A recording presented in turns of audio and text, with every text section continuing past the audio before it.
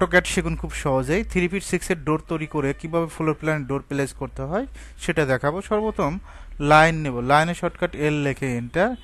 এটা কিন্তু আমরা জানি, কি লিখে এন্টার, এল লিখে এন্টার।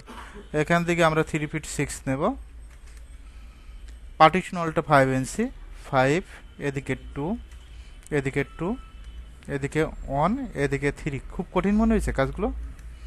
তারপরে আমরা এখান থেকে সিলেক্ট করে আমরা মিরর করে দিতে পারি না, এমআই লিখে এন্টার। মিড পয়েন্ট ধরবো, মিরর হয়ে যাবে। লাইন নেবেন, এল লিখে এন্টার। 7 ফিট, কত ফিট? 7 ফিট। একইভাবে আমরা এই পয়েন্ট থেকে লাইন নেব 7 ফিট, সার্কেল নিব, সি লিখে এন্টার। কি লিখে এন্টার? সি লিখে এন্টার। এই পয়েন্ট থেকে এই পয়েন্ট, তারপর ট্রিম করে দিব, টিআর লিখে ডাবল এন্টার।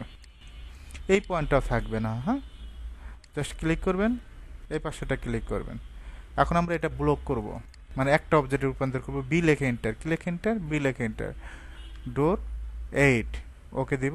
ডোরটা কিন্তু ব্লক হয়ে গেছে। আমরা এটা মিরর করব, এমআই লিখে এন্টার। মিরর কেন করব? আমাদের যে পাশেই ডোর থাকুক আমরা যেন সুন্দরভাবে সেই ডোরটাই নিতে পারি। নো করে দিলাম। এ পাশেও মিরর করব, এমআই লিখে এন্টার। ওকে, এখন আমরা এটা কপি করব, সিপি লিখে এন্টার। এটা রোটেট করে দেব, আরও লেখে এন্টার। কি লেখে এন্টার? আরও লেখে এন্টার। রোটেট করে দিলাম। এটা কি মুভ করতে পারবো না? এম লেখে এন্টার। এখন এটাকে আমরা কি মিরর করতে পারি না? এম আই লেখে এন্টার। একইভাবে আমরা এটা মিরর করতে পারি না? এর বাইরে আর ডোর হয় না, আপনি যেদিকেই বসেন এই ডোরগুলোই বসবে। ওকে, এখন আমরা কোন পাশে, এই ওয়ালের সাথে আমরা কোনটা নেব বলেন তো?